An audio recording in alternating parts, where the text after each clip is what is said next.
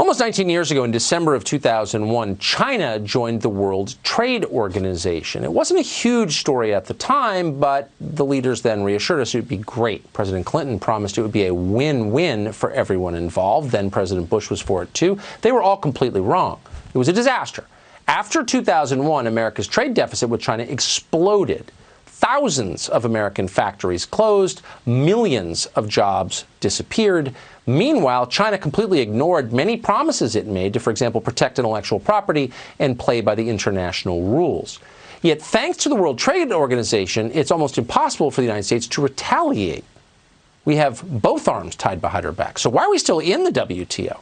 Senator Josh Hawley represents Missouri. He's been thinking about this, unlike most people in Washington. Yesterday, he wrote a piece in the New York Times saying that America should take the lead in abolishing the World Trade Organization. Senator Hawley joins us tonight. Senator, thanks so much for coming on and for having an original unauthorized thought that you're not allowed to have. Why should we do this? Well, because it's what's best for America. I mean, let's get back to basics, Tucker, and that is we ought to be pursuing policies that are good for our workers and good for our families. We've lost over 2 million jobs to China since China became part of the World Trade Organization. And the truth is that China has really weaponized the international trade system and the WTO to their own benefit, of course, and against us. And so it's time that we did what we've done in years past, over the last century, that we take the lead and that we redesign these institutions. Let's set up new rules, new arrangements, new partnerships that actually work for American workers and put American interests first. But wait a second. You know for a fact that you're not allowed to question the sacred post-war international framework that has served us so well. How dare you suggest this? You know, it is amazing to see people's head explode all over Washington when you question the WTO as if it has been around for 2 centuries. Let's remember, the WTO was just founded in 1995. I mean, it's hardly a sacrosanct organization, and it hasn't worked for this country. I mean, that's the bottom line, is that we pursue things that are good, or should be, that are good for America and American workers and American families, and the WTO has failed. So let's not tether ourselves to it any longer. Let's replace it with something better.